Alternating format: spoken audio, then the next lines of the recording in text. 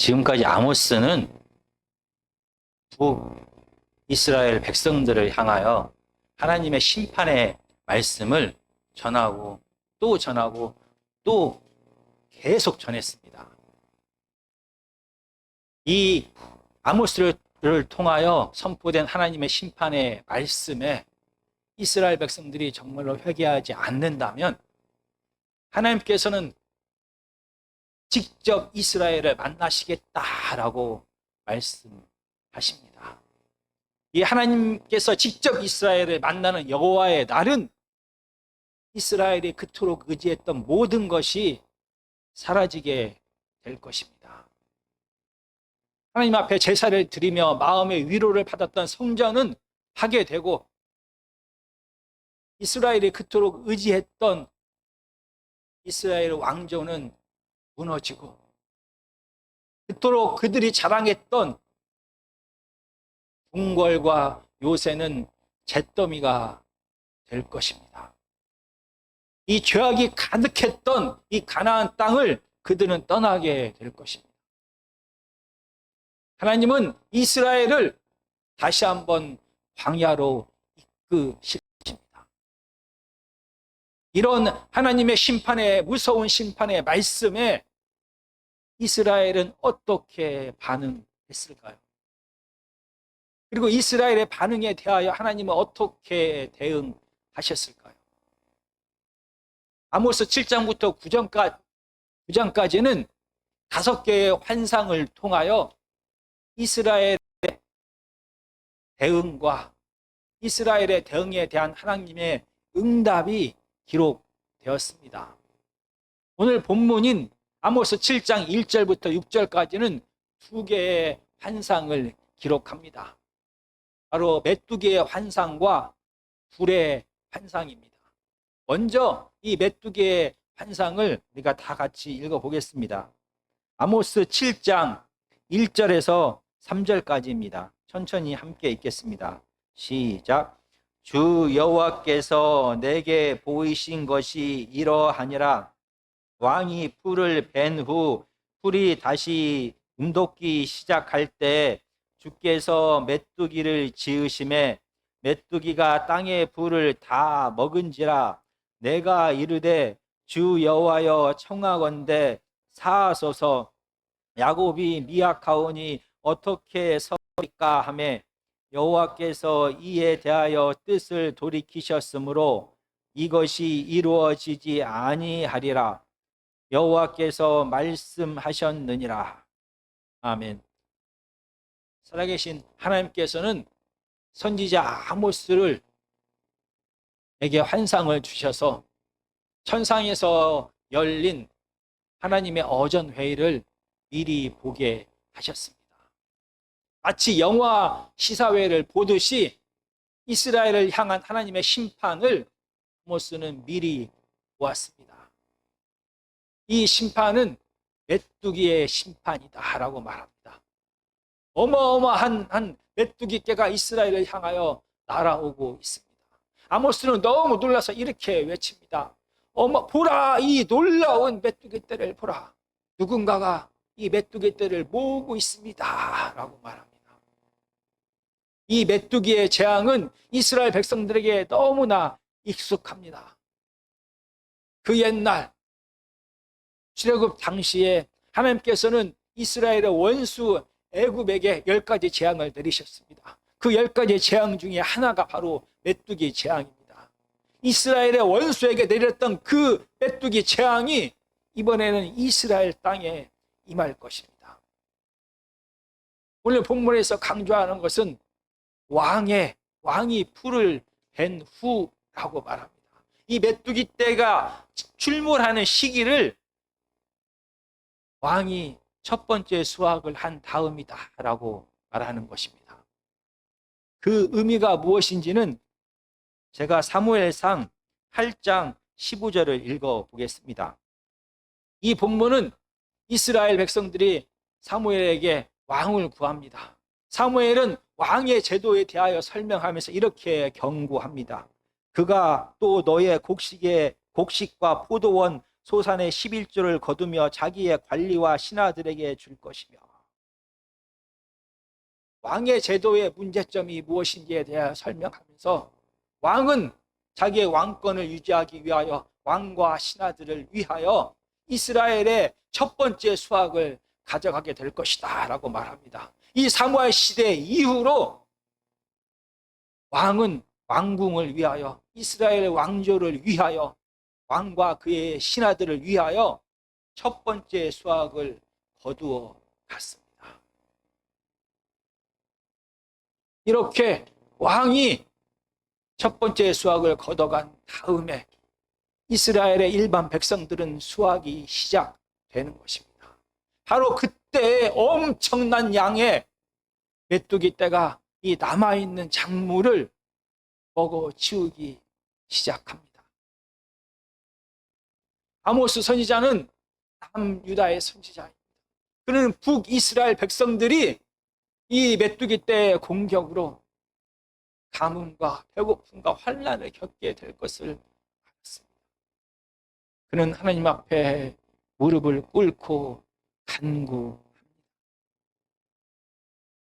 아모스 선지자는 북이스라엘의 백성들을 향하여 그동안 계속해서 하나님의 마음을 전하며 하나님의 심판을 전하며 회개를 촉구했습니다. 그러나 이스라엘 백성들의 마음에는 죄악이 가득하여 회개를 하지 않았습니다. 회개를 할 수 없을 정도로 그들의 마음에 죄악이 탐욕이 가득한 이스라엘 대신에 아모스 선지자는 하나님 앞에 간구하기 시작합니다. 하나님 앞에 무릎을 꿇었습니다. 이스라엘 대신 용서를 빌었습니다. 하나님, 제발 이스라엘의 죄를 용서하여 주십시오. 하나님, 제발 이스라엘의 이 무서운 죄를 용서하여 주십시오.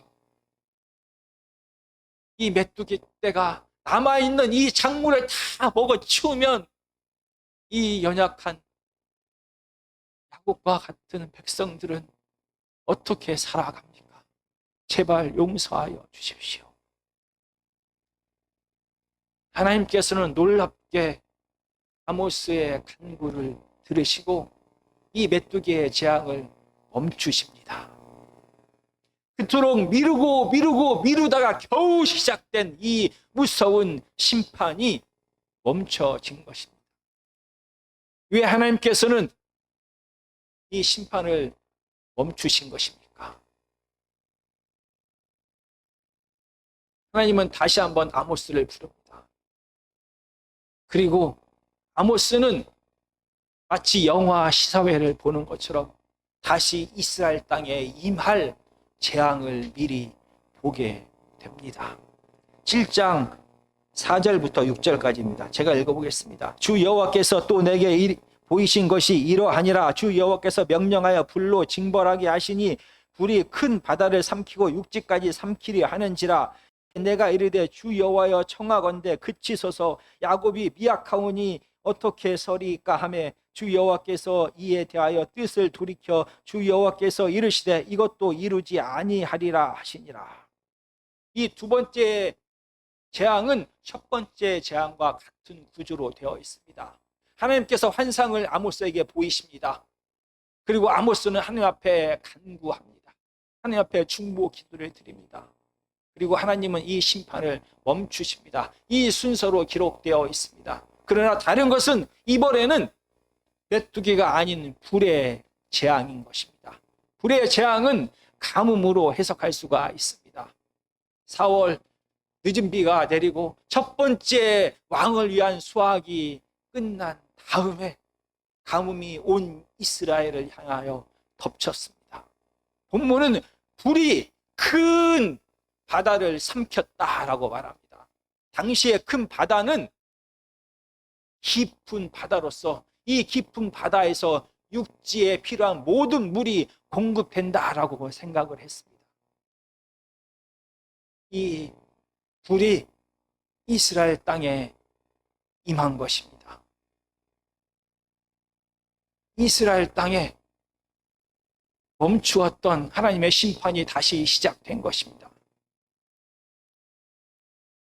이스라엘 백성이 첫 번째 재앙, 메뚜기의 재앙 때 회개하지 않았다. 것을 드러낸 것입니다. 하나님의 일방적인 은혜로 이 재앙이 멈추었습니다.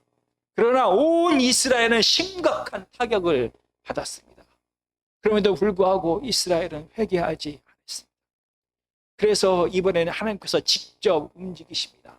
7장 1절에서 메뚜기 떼를 모았다, 메뚜기 떼를 모으는 자가 있었다 라고 기록하면서 누가 메뚜기 떼를 모으는지 기록하고 있지 않았습니다. 그러나 4절에서 불을 부르는 자가 하나님이심을 4절은 강조하고 있습니다. 하나님은 불의 심판을 다시 시작하신 것입니다. 이 불은 깊은 바다를 완전히 다 삼켜버렸습니다.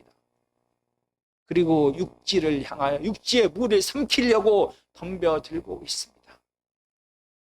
아모스 선지자는 다시 한번 하나님 앞에 무릎을 꿇었습니다. 하나님 앞에 간절히 기도했습니다. 그러나 이번에는 첫 번째 중보 기도와 다르게 아모스는 하나님 앞에 용서를 빌 수가 없습니다. 이스라엘의 죄악이 너무나 심각하여 이미 용서를 받을 기회를 상실했습니다. 그 죄악이 너무 심각하여 이미 심판이 확정된 것입니다. 아모스 선지자는 하나님 앞에 감히 용서를 구하지 못하고 대신 무릎을 꿇고 간절히 빕니다. 하나님, 제발 멈추어 주십시오.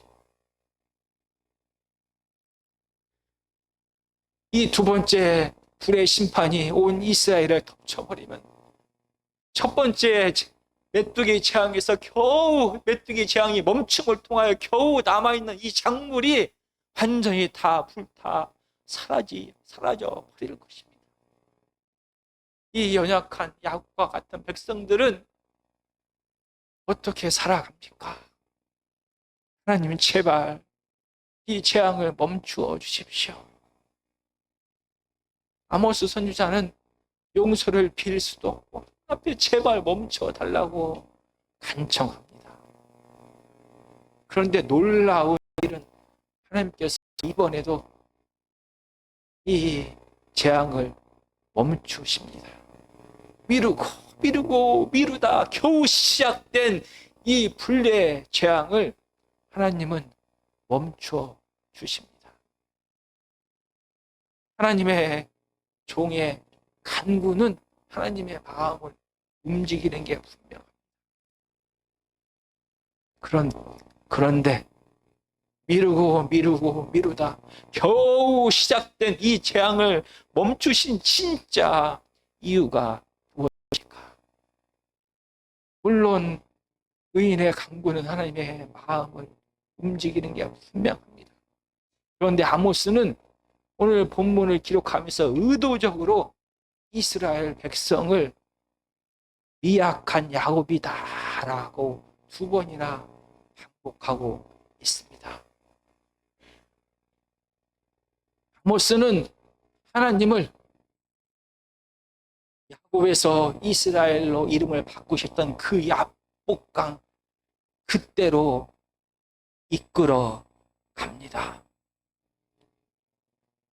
창세기 32장 25절과 26절입니다. 창세기 32장 25절과 26절입니다. 자기가 야곱을 이기지 못함을 보고 그가 야곱의 허벅지 관절을 치매 야곱의 허벅지 관절이 그 사람과 씨름할 때에 어긋났더라. 그가 이르되 날이 세려하니 나로 가게 하라. 야곱이 이르되 당신이 내게 축복하지 아니하면 가게 하지 아니하겠나이다. 야복강 너머에 야곱을 죽이려고 400명의 군사를 거느리고 형 에서가 오고 있습니다. 이 죽음과 두려움이 가득한 이 밤에 야곱은 홀로 남았습니다. 이때 어떤 한 사람이 야곱에게 찾아옵니다. 야곱은 밤새도록 이 사람과 씨름합니다. 한골뼈가 부러질 때까지 야곱은 이 사람과 씨름하면서 이 사람이 초월적인 힘을 가진 것이다 라는 것을 깨닫게 됩니다. 야곱은 허벅지뼈가 부러져 절뚝거리면서도 누군지도 모르는 이 신비한 능력을 가진 자에게 제발 살려달라고, 제발 나를 구원해 달라고 빌고 또 빌었습니다. 그가 누구인지는 상관이 없습니다. 내 가족과 내 재물과 내 생명을 지킬 수만 있다면 그가 누구인지는 상관이 없습니다. 야곱이 그의 이름 야곱처럼, 형 에서의 발꿈치를 잡았을 그 야곱처럼 자기의 욕심을 그대로 드러냈습니다. 내가 가진 모든 것을 지키려고 발버둥 칠 때 하나님을 온 마음 다해서 배신하는 그 순간에 하나님의 은혜가 야곱에게 임합니다.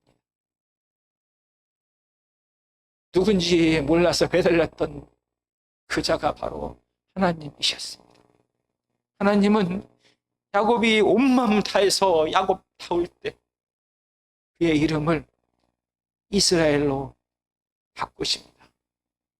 이스라엘은 하나님이 다스리는 자, 하나님이 싸우는 자라는 뜻의 이름입니다. 지금도 하나님이 다스리고 있는, 지금도 하나님이 싸우고 있는 이라는 뜻을 가진 이름입니다. 하나님이 다스리기에 내 욕심과 내 뜻대로, 내 방법대로, 내 탐욕에 따라 살아가지 못합니다. 하나님이 다스리기에 하나님의 뜻대로, 하나님의 방법대로, 하나님의 성품대로, 하나님의 때에 다스림을 받는 것입니다. 이스라엘은 하나님만을 의지하는 자입니다. 이스라엘은 하나님의 성품대로, 하나님의 방법대로 살아가는 자입니다. 야곱이 허벅지가 골절이 돼서 절뚝거리면서도 살려고 발버둥 치는 이 야곱을 하나님은 불쌍히 여기셨습니다. 그리고 그에게 다시 한번 기회를 허락하셨습니다. 아모스 선지자는 하나님 앞에 간절히 기도합니다. 야곱처럼 이스라엘 백성들이 회개하지 않고 자기 마음대로 탐욕대로 살아갈지라도 하나님, 이 연약한, 이 미약한 야곱과 같은 백성을 불쌍히 여겨 주십시오. 하나님, 이스라엘 백성이 야곱처럼 하나님을 배신하고 여전히 자기 마음대로 살아가지만 살려고 발버둥 치는 이 연약한 야곱과 같은 백성을 제발 불쌍히 여겨주십시오. 다시 한번 기회를 주십시오. 제발 재앙을 멈추어 주십시오. 야곱이 정말로 이스라엘로 살아갈 수 있는 기회를 허락하여 주십시오.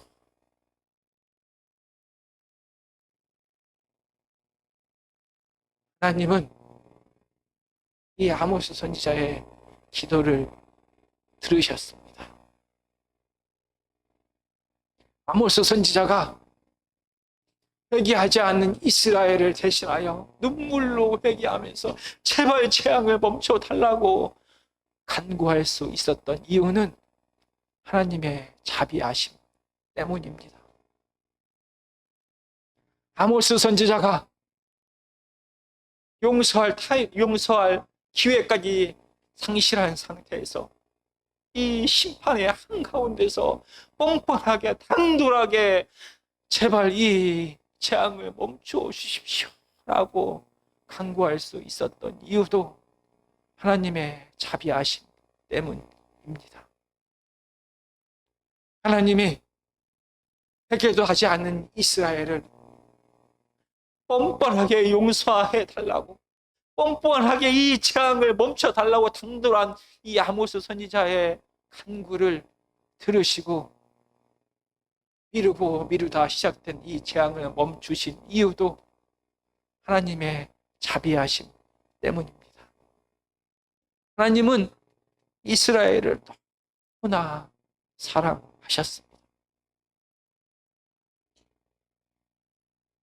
심판을 멈추신 이유는 그 하나입니다. 하나님의 사랑과 자비 때문인 것입니다. 우리가 하나님 앞에 간절히 눈물로 기도할 때 하나님은 우리의 기도를 들으십니다. 누군가가 우리를 위하여 우리의 죄를 대신해서 간절히 무릎 꿇고 중보 기도할 때 하나님은 그 기도를 분명히 들으십니다. 그러나 야곱과 같은 우리를 하나님이 용서하시는 그 이유는 하나님의 자비하심 때문입니다. 야곱과 같이 회개하지 않았음에도 불구하고 다시 한번 기회를 준 이유는 하나님의 자비하심 때문입니다. 여전히 힘과 쾌락을 추구하는 세상의 질서대로 살아감에도 불구하고 하나님이 여전히 우리와 함께 하시면서 우리를 보호하시고 인도하시고 우리의 필요를 채우시는 이유는 하나님의 자비하심 때문인 것입니다. 여전히 야곱처럼 하나님을 배반함에도 불구하고 우리에게 다가와 주시고 다시 한번 기회를 주시는 이유는 다시 한번 심판을 멈추시고 여전히 창물을 남기신 이유는 하나님의 자비하심 때문입니다. 하나님은 우리를 너무도 사랑하십니다. 하나님의 사랑과 자비는 끝이 없습니다. 그 자비하심이 우리를 다시 한번 살게 하는 것입니다. 부모의 끝없는 그 사랑을 깨닫는 자녀는 돌아옵니다. 하나님 아버지의 이 보이지 않는 끝없는 자비와 사랑을 깨닫는 자는 하나님께 돌아옵니다. 그래서 하나님처럼 사랑하는 자로 살아갑니다. 하나님처럼 용서하는 자로 살아갑니다.